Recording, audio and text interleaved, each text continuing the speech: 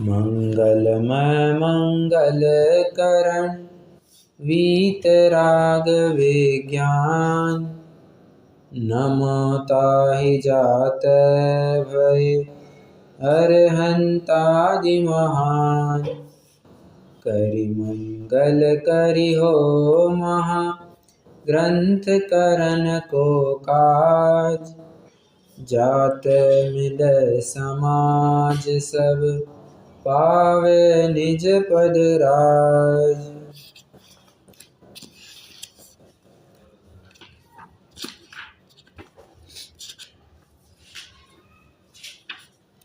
सो निज भाव सदा सुखद अपना करो प्रकाश। जो बहुविधि भव दुख निको करिह सत्तानाश।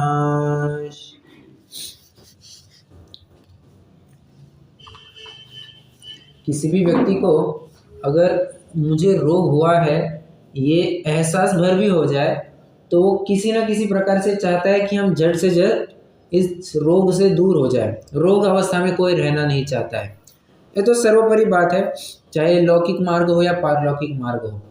हाँ, किसी को अगर थोड़ी सी सर्दी भी हो जाए, थोड़ा कफ हो जाए, फटाफट दवाई औषध लेकर के वो उसको ख़त्म करना चाहता है, किसी भी प्रकार का रोग हो। अभी तो आध्यात्मिक मार्ग है, इससे तो जीवन मरण नहीं पूरा भव चक्र का हमारा भविष्य तय होने वाला है। तो इसमें क्यों ना कोई व्यक्ति इतना तत्पर हो। अवश्य ही प्रत्येक व्यक्ति इतना तत्पर होना चाहिए, परंतु अफसोस की बात यह है कोई इतना है नहीं। अगर हम वर्तमान परिप्रेक्ष्य में बात करेंगे, सबको ये बात पता है कि हाँ हम दुखी है और ठाठ से कहते हैं कि हाँ मैं दुखी हूँ, मैं रोगी हूँ, पर उस रोग के उपाय का रोग का उपाय करता है नहीं, जानता है पर करता है नहीं। और अगर कुछ करता भी है तो गलत उपाय कर देता है जो कि काम में नहीं आने वाले। देखिए, कोई रोगी है, वो गलत उपाय कर दे तो काम होगा क्या, रोग मिटेगा क्या, नहीं मिटने वाला। और उपाय ना करे तो तब भी नहीं मिटने वाला है। इतना पंडित साहब इतना कहना चाहते हैं कि पहले तो तुम्हें विश्वास हो गया ना तुम रोगी हो, तो अब तुम क्या झूठे उपाय कर रहे थे उसका हम तुम्हें ज्ञान कराएंगे। वैसी प्रतीति करना मतलब उसका उस श्रद्धान करके उनसे हट जाना, और जो हम तुम्हें सच्चे उपाय बताएंगे उन सच्चे उपायों का अवलंबन करना, तभी जाकर के तुम सुखी होगे। अगर सच्चे उपाय का अवलंबन नहीं करोगे, गलत उपाय ही करते रहोगे, तब तो दिक्कत वाली बात हो जाएगी। एक छोटा सा उदाहरण है, शायद आपको पता भी होगा। जब भी किसी व्यक्ति को कुत्ता काटता है, स्पेशली बात करें तो पागल कुत्ता काटता है, तो उसको बहुत तेज़ प्यास लगती है, बहुत प्यास लगती है, और वो पानी मांगता है। और अगर उस समय में कोई उसको पानी पिलाए तो वो ऑन द स्पॉट मर जाता है। क्यों? क्योंकि कुत्ता काटने पर अगर कोई वो व्यक्ति पानी मांग रहा है और अगर पानी पिए तो पानी जहर का काम करता है। तो इसलिए ज़रूरी है कि उसकी उस अवस्था को, प्यास की अवस्था को छोड़ करके, उसका मूल रोग क्या है, प्यास लगी है, उसको कुत्ते ने काटा है, उसका मूल रोग कुत्ते ने काटा है। हाँ, दिक्कत वहाँ पर है। तो अगर उसको सॉल्व किया जाए, उसको ऑपरेट कर दिया जाए, तो ये प्यास भी अपने आप ख़त्म हो जाती है। और ये फैक्ट है, अगर आप किसी को पता ही है ऐसा होता है।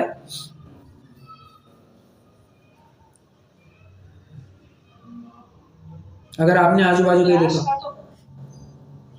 पानी का तो पता है, ये बल्कि पानी लेके जाते थे तो वो मतलब जाने भी नहीं देती थी। हाँ, पानी लेकर के हाँ, पानी नहीं पिलाते हैं उस केस में। हाँ, तो कहने का तात्पर्य ये है, वो चाहता है कि मैं कुछ उपाय करूं, उसको लगता है कि वो उपाय सही है, परंतु उसके लगने मात्र से तो कोई उपाय सही नहीं होता है ना। देखिए, हाँ, मुझे लगता है कि आज इंडिया क्रिकेट की मैच जीत जाएगी, परंतु तेरे लगने से थोड़ी ना कुछ होता है। जो वास्तव में है वो बात उसको स्वीकार करना पड़ेगा। उसी प्रकार मुझे कोई रोग हुआ है, उसका उपाय मुझे लगता है वैसा करूँगा, नहीं होता है। जो शास्त्रोक्त बात है वही करनी चाहिए। ठीक है। पंडित जी साहब 2 अध्यायों में, पहले तो सामान्य पीठबंध प्ररूपण चला, वहाँ पर तो सामान्य चर्चा की। उसके बाद में जो हमारा दूसरा अधिकार चला, वहाँ पर संसार की अवस्था का निरूपण किया।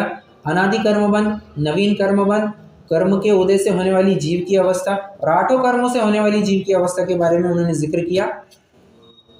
अब इसका श्रद्धान होने के बाद कि हाँ मेरी ये अवस्था होती है, अब पंडित जी साहब हमें बताएंगे कि तुझे इसके फलस्वरूप क्या क्या दुख भोगने पड़ रहे हैं। हालांकि विचार करेंगे तो क्या क्या अवस्थाएं होती है और क्या क्या दुख भोगने पड़ते हैं, इनमें ज़्यादा कुछ अंतर नहीं, almost one and the same ही है, परंतु उन्होंने थोड़ा सा अलग नाम दिया है कि संसार दुख और मोक्ष सुख का निरूपण।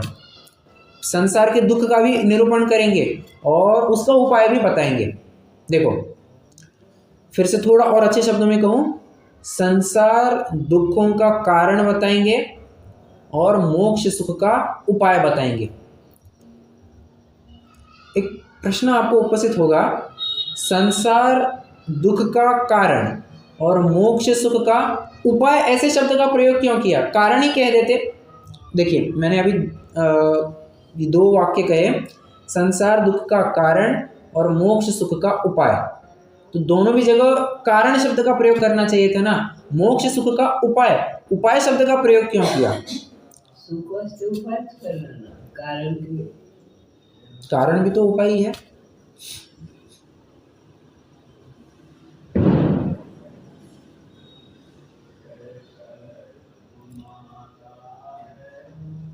देखिए बात ऐसी है, उपाय और कारण एक अर्थवाची मानते हैं, कोई दिक्कत नहीं, परंतु उपाय में ऐसी क्या विशेष बात है जो कारण से उसको अलग करती है? कारण और उसकी उपादेयता इज इक्वल टू उपाय। कोई हेतु है, कोई तर्क है, कोई कारण है, और वो तर्क है, बस हमने उसको सही गलत माना ही नहीं। जब हमने उसको सही गलत उधर ठीक से हाँ तो हाँ, अगर हमने उसको उपादेय नहीं माना तो हमारे लिए उपाय कैसे बनेगा? इसलिए मोक्ष सुख का उपाय ऐसा समझना और संसार दुख का कारण, इसका निरूपण चलेगा। ठीक है, आइए हम एक बार पुनः मंगलाचरण के दो पंक्तियों को पढ़ते हैं और फिर आगे प्रकरण को चालू करेंगे। आज तो बहुत जनरल टॉपिक रहेगा। आज जो अपना पूर्व दो अधिकारों में प्रकरण चल पड़ा, एक प्रकार से उसी का थोड़ा बहुत रिवीजन होगा। आज जो प्रकरण पंडित जी साहब लिखने जा रहे हैं उसी के माध्यम से थोड़ा रिवीजन ही होगा, तो एज सच कोई टेक्निकल बात नहीं होगी। ठीक है, तो आराम से सुनते जाइए। हो सकता है आपको पेन पेपर भी थोड़ा बाजू में रखना पड़े, कोई दिक्कत वाली बात नहीं, हम मनोयोग से बस सुनिए। मंगलाचरण पढ़ते हैं। सो निज भाव सदा सुखद अपना करो प्रकाश, जो बहुविधि भव दुख निको करी है सत्तानाश। एक छोटा सा ही प्रश्न है, ये दोहा छंद है, इसका उल्टा करने पर क्या बनता है? ये दोहा छंद में लिखा है, इसी का उल्टा करेंगे तो क्या बनेगा? कौन सा छंद बनता है? रोला बनता है। नहीं, रोला नहीं,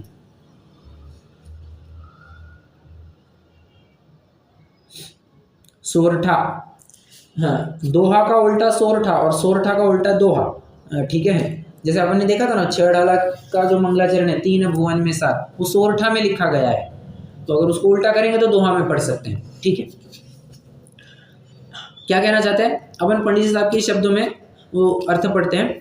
अथ, अथ मतलब क्या? अथ मतलब क्या?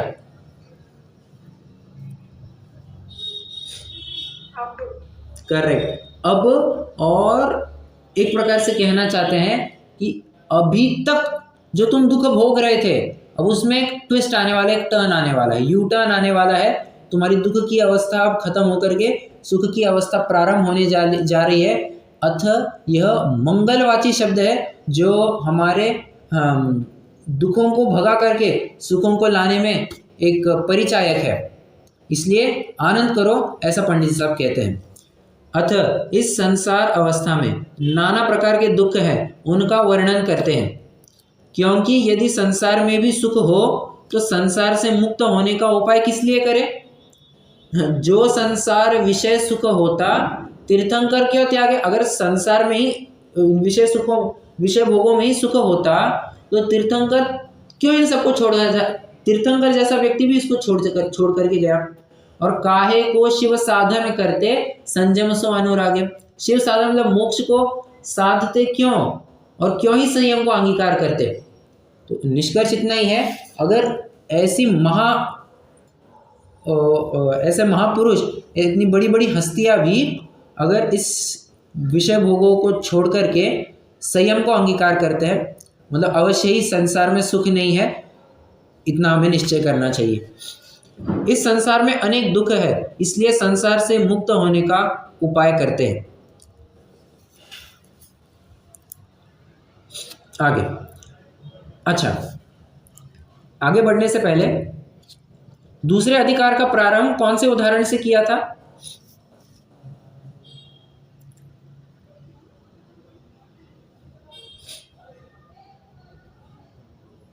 दूसरे अधिकार का प्रारंभ कौन से उदाहरण से किया था?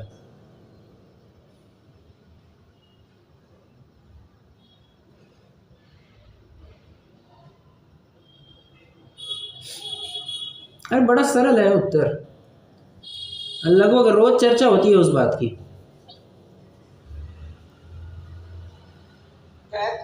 हाँ, वैद्य और रोगी का उदाहरण दिया था कि बाबा, हाँ, वैद्य नाड़ी पकड़ के ही बता देता है कि तुझे किस किस प्रकार का रोग हुआ है, उससे तेरे लक्षण क्या क्या है, उससे तेरी क्या क्या अवस्थाएं होती है, ये वैद्य नाड़ी पकड़ कर ही बता देता है। रोगी को कुछ बताने की भी जरूरत नहीं है, इतना वो अभ्यस्त व्यक्ति है। अब उसी वैद्य और रोगी के उदाहरण को थोड़ा आगे बढ़ाते हैं। जैसे वैद्य रोग का निदान और उसकी अवस्था का वर्णन करके सबसे पहले क्या किया था, तेरे में रोग पाया जा रहा है, इसका निदान किया। पहले तो डायग्नोसिस होगा कि अब हाँ तू रोगी है। अगर रोगी ही नहीं है तो बिना मतलब की दवा क्यों दे? अगर रोगी ही नहीं है तो कोई फोकट में दवा लेगा क्या, या कोई दवा देगा क्या? कोई दवा देने या लेने वाला नहीं है। रोगी है, पहले तो ये निर्णय कर, उसके बाद में हम सिम्टम्स बताएंगे और अवस्थाएं बताएंगे, क्या क्या अवस्थाएं होती है, और अवस्था का वर्णन करके रोगी को रोग का निश्चय कराकर फिर उसका इलाज करने की रुचि कराता है। यहाँ पर एक बहुत महत्वपूर्ण बात कह दी, वो रोगी को लगना चाहिए कि हाँ मैं रोगी हूँ। हमने तो अपनी तरफ से बात बता दी, क्या हमने अपनी तरफ से क्या बात बता दी कि तेरे में रोग पाया जा रहा है, परंतु अगर तू मान ही नहीं रहा है कि मुझे रोग हुआ है तो कैसे बात जमेगी? नहीं समझ में आ रहा? ठीक है। हाँ, तो सर्वप्रथम जरूरी है कि रोगी ये निश्चय करे, रोगी ये एहसास करे, ये प्रतीति करे कि हाँ मुझे रोग हुआ है। और सिर्फ इतना एक्सेप्ट करने से काम नहीं चलेगा, उसको ये भी अंदर से रुचि होनी चाहिए कि मुझे इस रोग का निवारण करना है। देखिए दो बातें, एक तो रोग का निश्चय करना कि हाँ मुझे रोग हुआ है, और मुझे रोग मिटाना है, ऐसी रुचि होना, दो अलग अलग बातें हैं। हाँ, और कहते हैं दोनों भी बातें होना जरूरी है। मान के चलो दूसरे अधिकार के समापन तक तुझे प्रतीति हो गई होगी कि हाँ मैं दुखी हूँ, हाँ मैं रोगी हूँ, परंतु क्या वास्तव में तू इस रोग के विनाश का उपाय विचारता है? क्या इस रोग को खत्म करना चाहता है? अगर हाँ तो फिर समझ लेंगे कि हाँ तेरी सच्ची रुचि है रोग को मिटाने की। फिर तब जाकर के हम तुझे उपाय बताएंगे। अपनी दूसरे ढाल में भी दूसरे अधिकार के शुरुआत में भी ये बात आई थी चर्चा में कि फोकट की सलाह नहीं दे रहे पंडित साहब किसी को, यहाँ पर सलाह उसी को दी जा रही है जो गर्जी है। गर्जी अगर नहीं है तो तुझे सलाह नहीं दी जाएगी, क्योंकि हमारी दवा सिर्फ गर्जी पर ही काम करती है। अगर कोई गर्जी नहीं है तो उसके ऊपर दवा कैसे काम करेगी? कोई अगर ये विचारता है कि छोड़ो यार इन दवाइयों से क्या होता है, और दवा का सेवन ना करे तो उसको लाभ मिलेगा क्या? नहीं मिलने वाला है। एक ऐसी सहज में घटना बताना चाहूँगा। हाँ, ये पंडित सचिन जी प्रायः सुनाया करते हैं। वे जब शायद मैंने अपनी चर्चा भी हुई थी, वे जब खनिया धाना में थे, ये हो गई 15 साल पहले की बात है लगभग, तो हाँ, तब उस समय में वहाँ जो गुरुकुल था, वहाँ का एक विद्यार्थी थोड़ा बीमार पड़ गया, और इस तरह का बीमार पड़ गया कि 4 5 6 7 दिन हो गए वो स्वाध्याय के लिए आ ही नहीं रहा है, स्कूल जा ही नहीं रहा है, बस इतना बीमारी चल रहा है, बीमारी चल रहा है। तो हाँ, वो कहते हैं कि मुझे भी थोड़ा विकल्प हुआ कि मैं उसको जा करके देख करके आया, उसको डॉक्टर से मिलाया, भाई क्या है क्या नहीं है। हाँ, थोड़ी बात होगी, उसको बराबर से दवा दे करके उसको कहा भाई तुम आराम करो, इसका दवा ले लेना। हफ्ते भर बाद हफ्ते भर तक देखा कोई इम्प्रूवमेंट नहीं, वही की वही दिक्कत, वो अभी तक बीमारी से रिकवर ही नहीं हुआ है। फिर से विचार किया कि अरे क्या हो रहा है, डॉक्टर को बुलाया क्या हो रहा है। उसके बाद कुछ दिनों बाद पता चला कि हाँ, ये लड़का तो सारी की सारी दवाइयाँ डस्टबिन में फेंक देता था। मतलब आप विचार कीजिए, अगर उस लड़के को ये प्रतीति ही नहीं हो रही है कि मैं रोगी हूँ, और अगर रोग है भी तो मुझे इस रोग का निवारण करना है, तो क्या वो दवाई का सेवन करेगा? नहीं करने वाला है।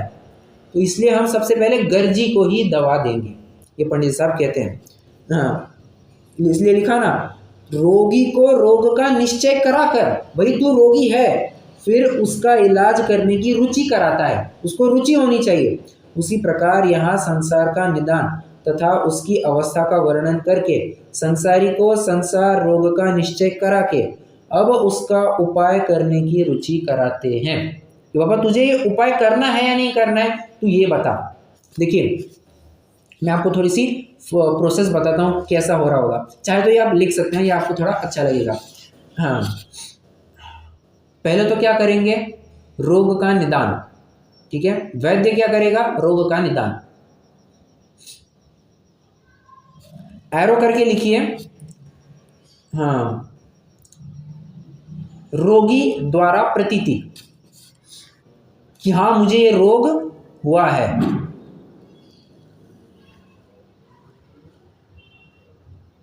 एरो करके लिखेंगे आगे, रोग से अवस्था का वर्णन, रोग से अवस्थाओं का वर्णन। मतलब वैद्य क्या करेगा, सिम्टम्स बताएगा कि हाँ ये तेरे में पाए जाते हैं, ये दिक्कतें तुझे हो रही है, सिम्टम्स।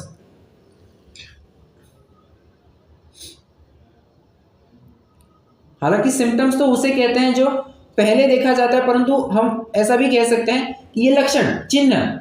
सिम्टम्स मतलब क्या, चिन्ह है। तो चिन्ह हम बाद में भी कह सकते हैं कि हाँ इन चिन्हों के माध्यम से तेरा ये रोग है, ये ख्याल में आता है। तो सिम्टम्स ठीक है, कोई दिक्कत नहीं। आगे एरो करके लिखेंगे, रोगी द्वारा प्रतीति। हाँ, हो गया यहां तक लिख करके।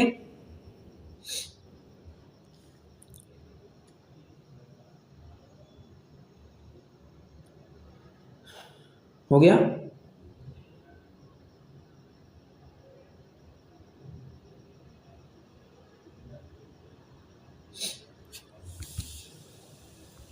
अरे सो गए क्या सभी? ना, रिस्पॉन्ड कीजिए। लिखना हुआ क्या यहां तक, मैंने जितना कहा?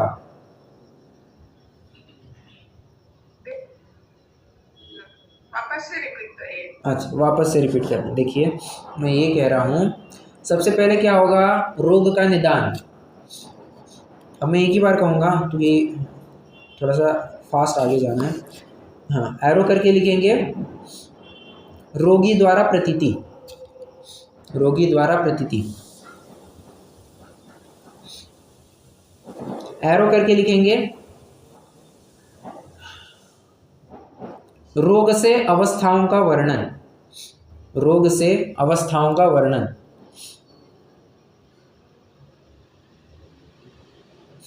एरो करके लिखेंगे, रोगी द्वारा प्रतीति।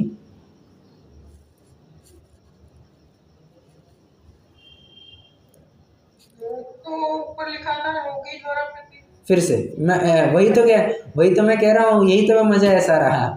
लिखिए, रोगी द्वारा प्रतीति। फिर से एरो करके लिखिए,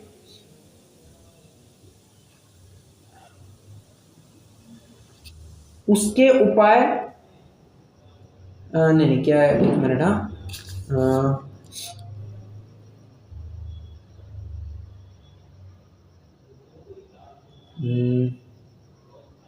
प्रतीति कराना, ठीक है। हाँ, उसके उपाय गलत ये बताना।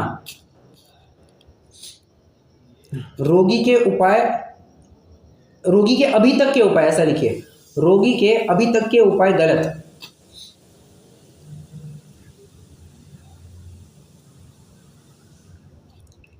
रोगी के अभी तक के उपाय गलत।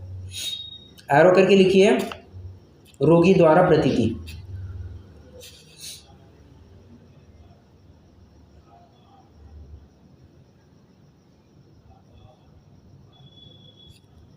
एरो करके लिखिए, रोगी को रोग का निवारण करना है,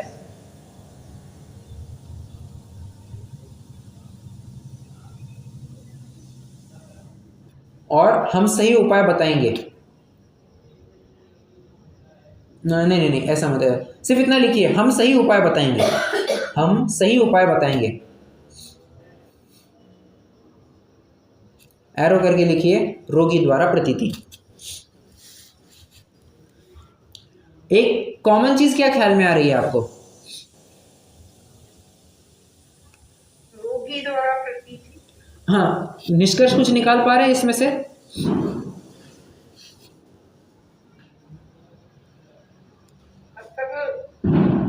रोग का निदान भी हुआ है, अवस्थाएं भी है, और उपाय गलत करा, ये सब उसको प्रतीति करा दी। हाँ, क्योंकि श्रद्धान हो तभी तो आगे काम कर पाएगा। जब तक विश्वास, देखिए पहले विश्वास करे, नहीं पहले तो इस्तेमाल करे फिर विश्वास करे, अपना थोड़ा उल्टा हो गया। यहाँ पर तो तुम्हें पहले विश्वास करना पड़ेगा। हाँ, कुछ में हमारी माता जी को उल्टा बोल रही है, छोड़ो तुम देख लेना अभी। हाँ, तो मैं बात यह है कि तुम्हें पहले प्रतीति करनी होगी कि हाँ तुम्हारे ये सब काम गलत चल रहा है और हम जो बताएंगे वो सही उपाय बताएंगे। जब तक निर्णय नहीं होगा तब तक उस उपाय की तरफ कोई दौड़ने वाला नहीं है। गरज जनरेट होनी चाहिए, गर्जी होना चाहिए वो व्यक्ति, ठीक है। इसलिए यहाँ पर क्या कहते हैं, अब उसका उपाय करने की रुचि कराते हैं। मुझे रुचि होनी चाहिए, वो प्रतीति होनी चाहिए कि हाँ मुझे ये रोग का निवारण करना है, ठीक है। अब उदाहरण को थोड़ा और इलेबोरेट करते हैं। जैसे रोगी रोग से दुखी हो रहा है परंतु उसका मूल कारण नहीं जानता, सच्चा उपाय नहीं जानता और दुख सहा नहीं जाता।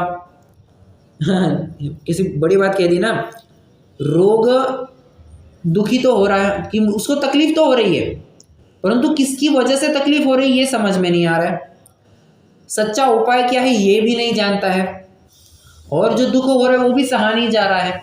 अब ऐसी अवस्था है तो क्या करता है व्यक्ति, जो सामने दिखे वो करने लगता है, जो सामने दिखे वो करने लगता है। इतनी खराब अवस्था होती है कभी कभी रोग में, कभी कभी नहीं अधिकांश रूप से रोग की दशा में वही काम करना अच्छा लगता है जो रोग को और बढ़ाए। ये प्राय देखने में आता है।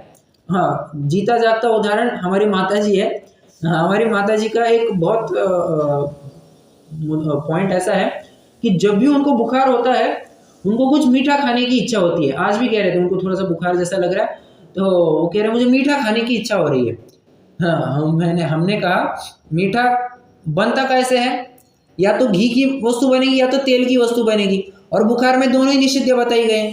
तेल और घी का सेवन ही नहीं करना वो, क्योंकि वो बुखार और बढ़ाएंगे। समझ में आ रहा है। हाँ, और मीठा खाने की तो इच्छा हो रही है। मतलब प्रायर, और ये उदाहरण मात्र है, हाँ ये शायद आप में से किसी के भी ये होता होगा, विचार करना। हाँ, कोई ऐसा क्या क्या गुड़ खा, अरे वैसा नहीं, गुड़ खा सकते वो तो ठीक है। पर मिष्टान वो मीठी वस्तु चाहिए, उससे रॉ मटेरियल नहीं चाहिए, उसका वो प्रॉपर प्रोडक्ट चाहिए, वैसी बात है। ठीक है। आपने कभी ऐसा कुछ नोटिस किया है कि आपके घर में कभी ऐसी कोई हरकत होती है कि रोग तो हुआ है और वही काम वही करने की इच्छा होती है? होता है, हाँ सही बात है, ये तो पकड़ लिया। जिसको डायबिटीज है उसको बहुत मीठा मीठा खाने की इच्छा होती है। और ये मैंने भी देखा है। मैं जहाँ ऑफिस में जाता हूँ, हालांकि अभी ये थोड़ा रुक गया है, बाद में वो से कंटिन्यू करूँगा। तो बात ऐसी है, तो वहाँ जहाँ मैं जाता हूँ वहाँ पर मेरे बाजू में एक बंदा बैठता है। वो 22 साल की उम्र ही है, 22-23 साल की उम्र है, इसको उतनी उम्र में ही डायबिटीज़ है, शुगर है। और कहते 400 के आसपास की उसकी शुगर लेवल है, बहुत हाई शुगर लेवल है। फिर भी वो उसको तलब रहती है, वो क्या क्या कहते हैं, क्रेविंग्स है उसको। वो बार बार कहता है I have got cravings to have something sweet, और इतना मीठा खाता है, इतना मीठा खाता है, हद से बाहर मीठा खाता है वो। मतलब डायबिटीज़ होने पर ये उसको भाव होता है कि यार हम मीठा खाते जाए। तो ये विपरीत बात है। रोग का मूल कारण जानता है नहीं, सच्चा उपाय जानता है नहीं, और दुख सहा जाता है नहीं। 3 बातें। इसलिए कुछ का कुछ उपाय कर देता है, और कुछ का कुछ उपाय करता है मतलब ही गलत उपाय कर देता है। हाँ, पहले के ज़माने की बात है, जब ये रास्ते इतने समृद्ध नहीं हुआ करते थे। पहले तो जंगलों से ही आवागमन होता था। एक गांव से दूसरे गांव जाने के लिए, एक शहर से दूसरे शहर जाने के लिए अधिकांश रास्ते जंगल में से ही निकलते थे। अब जंगल में से निकलते हैं तो जंगल में मुझे बताइए तो कुछ ऐसे होटल आदि की व्यवस्था होती होगी। हालांकि होटल में जाना तो कम्प्लीटली निषिद्ध है, पर बस उदाहरण मेरा चलाना है। ऐसे होटल की व्यवस्था होती होगी कोई जंगल में, एकदम आलीशान 5 स्टार होटल नहीं होती होगी। तो लोग क्या करते होंगे, भूख मिटाने के लिए जो सामने दिखा वही खा लेते थे, और कई बार ऐसी वस्तुएं खा जाते थे जो उनके प्रकृति के विरुद्ध होती थी। जैसे जैसे पंचदंबर फल। प्रायः ये पंचदंबर फल जंगलों में लगे पड़े रहते थे, और फिर आते जाते लोग उसी का सेवन कर देते थे। बस ये दिक्कत वाली, और उसकी वजह से दिक्कतें भी होने लग जाती थी। पानी की भी यही बात है। हाँ हाँ, जब भी किसी को बुखार होता है, बुखार होने पर ठंडा ठंडा कुछ सेवन करने की इच्छा होती है। कितने जनों को ऐसा लगता है? हाँ, बुखार होने पर कुछ ठंडा ठंडा सेवन किया जाए। होता है। बस होता है। हाँ, और बुखार की ये अवस्था नहीं है, आप ये गर्मी में भी विचार कर सकते हैं। गर्मी में भी ये अच्छे से देख सकते हैं। किसी को बहुत गर्मी हो, मतलब जेठ की गर्मी है, दोपहरी है, लगता है यार गले में सोखन पड़ रही है, कुछ एकदम ठंडा ठंडा मिल जाए तो गले को राहत मिलेगी। तो लोग क्या करते हैं, ठंडे के नाम पर कोल्ड ड्रिंक और क्या होता है, आइसक्रीम, कुल्फ़ी, ये सब खाने लगते हैं। आइस की वस्तुएं बर्फ़ की चीज़ें गोला खाने लगते हैं। परंतु ये जितनी भी वस्तुएं हैं, ये उल्टा गर्मी को और बढ़ाती है। आप जानते हैं ना, ठंडी वस्तुएं, ये बर्फ़ आदि ये वस्तुएं, ये ठंडक दे, स्पर्श के लिए ठंडे लगते होंगे, इनकी तासीर गर्म है। हाँ, गर्म पानी वो लगने में गर्म है, परंतु उसकी तासीर शीतल है। परंतु बर्फ़ है, हाँ, ये बर्फ़ की जो वस्तुएं हैं, गोला है, आइसक्रीम है, ये लगने में ठंडे है, परंतु इनकी तासीर गर्म है। ये स्वभाव से गर्मी करते हैं, तो उसको और तलब लगती है। कोल्ड ड्रिंक वगैरह क्या है, वो और गर्मी करते हैं। बस सच्चा उपाय जानता है नहीं, इसलिए गलत उपाय कर देता है। मैंने इतने सारे उदाहरण इसलिए दिए, ठीक है। ये कंसेप्ट, ये बेस बनाना बहुत ज़रूरी है। आगे, तब उसे जो भाषित हो वही उपाय करता है, इसलिए दुख दूर नहीं होता। उसको जो लगता है वो करने लगता है। गर्मी हो रही है, एक कोल्ड ड्रिंक लेकर आओ, एक माजा लेकर के आओ, थम्स अप लेकर के आओ, पेप्सी लेकर के आओ, कोका कोला लेकर के आओ। क्या है ये? वैसे देखा जाए तो पूरी गलत वस्तुएं हैं, वो सब सेवन करने योग्य बिल्कुल भी नहीं है, शराब के खाते में चली जाती है वो सब। हाँ, परंतु हाँ गलत, और वो बढ़ाते हैं, और प्यास बढ़ाते हैं वे। कहाँ गया? हाँ, तब तड़प तड़प कर परवश हुआ उन दुखों को सहता है। उसे वैद्य दुख का मूल कारण बतलाए, दुख का स्वरूप बतलाए, उन उपायों को झूठा बतलाए, तब सच्चे उपाय करने की रुचि होती है। हाँ, आपके मैंने जो अभी फ्लो चार्ट बनवाया उसमें चारों बातें कवर हो रही है कि ज़रा चेक करना। हाँ, दुख का मूल कारण बतलाए। दुख का मूल कारण बतलाना मतलब, दुख का मूल कारण बतलाना मतलब एक शब्द में बताइए। निदान। रोग का निदान। करेक्ट, रोग का निदान। हाँ, दुख का स्वरूप बतलाए, मतलब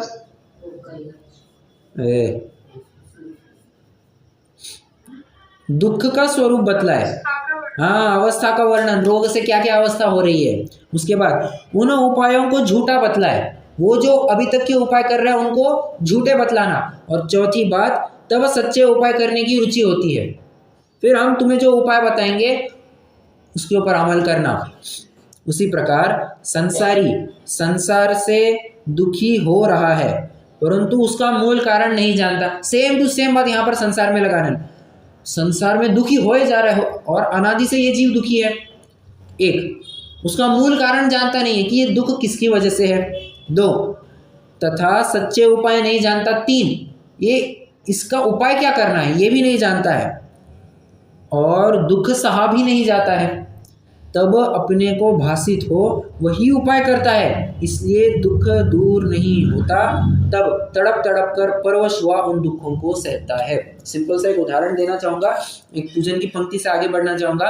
तृष्णा की खाई खूब भरी पर रिक्त रही वह रिक्त रही। ये तृष्णा नागिन तृष्णा की खाई इतनी बड़ी है, इसमें जितना भी डालो वो कम होती ही नहीं, वो खाली की खाली रहती है। मानो पावक में घी डाला, जैसे अग्नि में कोई ईंधन डाले तो शांत होना चाहिए ना, शांत कैसे होगा? अग्नि में तेल डालेंगे तो अग्नि और भड़क उठेगी, बराबर। तो बस यही बात कर रहा है वो, उसको सच्चा उपाय पता है नहीं और कुछ का कुछ उपाय कर रहा है, बस वो उल्टा असर कर जाएगा। लोग प्रायः क्या विचार करते हैं कि हमें विषयों की तलब लगी है ना, तो विषयों को भोगो, तब जाकर के हमारी विषयों की तलब शांत होगी और हम आराम से हमारी कषाय शांत होगी। फिर से मैं ये कहना चाहता हूँ, लोगों की विषयों की वासना होती है, अच्छा अच्छा खाना, अच्छा अच्छा पीना, अच्छे अच्छे विषय भोगना, स्त्री सेवन पुरुष सेवन करना, ये सब उनके विषय है। अब इन विषयों को लगता है कि हाँ, उनमें प्रवृत्ति करने से हमारी विषयों की चाह मिट जाएगी, परंतु हाँ, इसको क्या बताया, मानो पावक में घी डाला, ये तो तृष्णा इतनी बढ़ती जाती है, ये कभी शांत होती ही नहीं है, ये उनको विचार ही नहीं आता है, सच्चा उपाय पता है नहीं और दुख सहा जाता नहीं, इसलिए कुछ का कुछ उपाय कर देते हैं। बस यही बात कहना चाहते हैं। तब तड़प तड़प कर परवश हुआ उन दुखों को सहता है। उसे यहाँ दुख का मूल कारण बतलाते हैं, दुख का स्वरूप बतलाते हैं और उन उपायों को झूठे बतलाए तो सच्चे उपाय करने की रुचि हो, इसलिए यह वर्णन यहाँ करते हैं। ठीक है,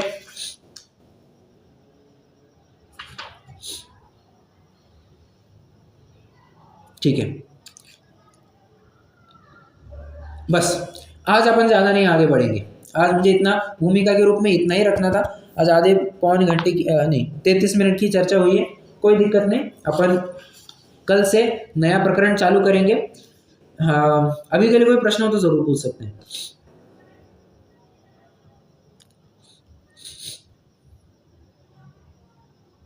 हाँ, वैसे एक बात जाते जाते बता दूं, अब वो प्रकरण चलने वाला है संसार दुख और उसका मूल कारण। ये दो प्रकार से चर्चा करने वाले हैं।